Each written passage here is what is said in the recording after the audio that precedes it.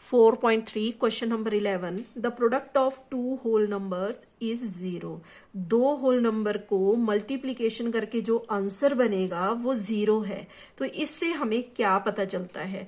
तो देखो, whole number जो होते हैं वो 0 से स्टार्ट होते हैं, 0, 1, 2, 3 एंड सो ऑन।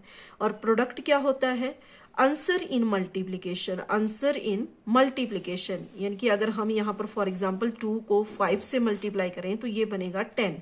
तो यहाँ पर ये जो 10 मल्टीप्लीकेशन करके आया यही कहलाएगा प्रोडक्ट। तो यहाँ पर स्टेटमेंट में दिया है the product of two whole number. कोई दो होल नंबर हैं जिनको मल्टीप्लाई करके जिनका प्रोडक्ट जो है वो 0 आता है। ठीक है, तो 0 कौन सी कंडीशन में आएगा? देखो यहां पर जैसे हमने एग्जांपल लिया तो ये 2 और 5 भी होल नंबर हैं, लेकिन इन दोनों को मल्टीप्लाई करके जो प्रोडक्ट बना उसमें 0 की बजाय 10 आया है। तो दो होल नंबर का प्रोडक्ट 0 कब आएगा? जब उसमें देखो, अगर हम यहाँ पर 2 को मल्टीप्लाई करें 0 के साथ, 0 भी एक होल नंबर है, 2 भी होल नंबर है, तो अगर हमने 2 को 0 से मल्टीप्लाई किया तो हमारा प्रोडक्ट जो है वो 0 आएगा।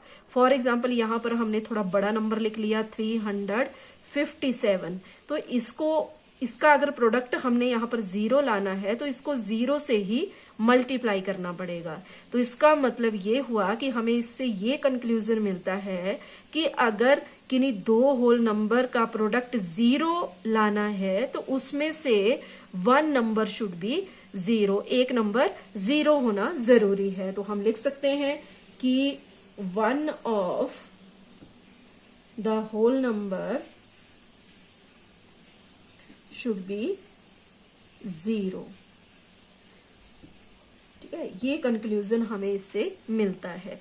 आगे है question number 12 what are the whole numbers which when multiplied with itself gives the same number. वो कौन से होल नंबर हैं जिनको अगर उन्हीं से मल्टीप्लाई किया जाए तो सेम नंबर आएगा। फॉर एग्जाम्पल जैसे हमने यहां पर एक होल नंबर ले लिया 2 और दूसरा हमने ले लिया 7, दोनों होल नंबर हैं।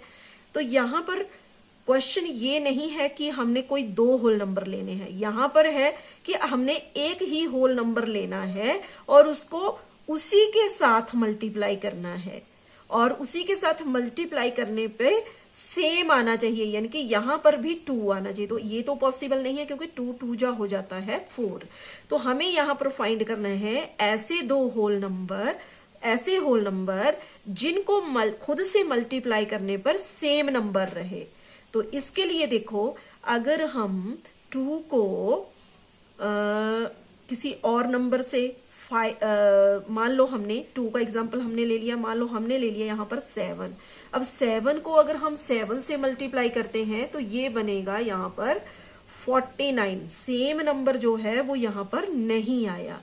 तो हमें कोई ऐसे होल नंबर फाइंड करने हैं जिनका प्रोडक्ट भी सेम वही नंबर आ जाए। तो देखो, इसके लिए अगर हम 0 को 0 से मल्टीप्लाई करते हैं, 0 एक होल नंबर है, उसको अगर हम 0 से मल्टीप्लाई करते हैं तो उसका प्रोडक्ट भी 0 ही आएगा, यानी कि होल नंबर को हमने उसी से मल्टीप्लाई किया और हमें सेम नंबर मिला। तो एक तो हमारा होल नंबर हो गया 0, और दूसरा देखो कि अगर हम 1 को 1 के साथ मल्टीप्लाई करते हैं तो हमारा आंसर भी सेम नंबर आएगा।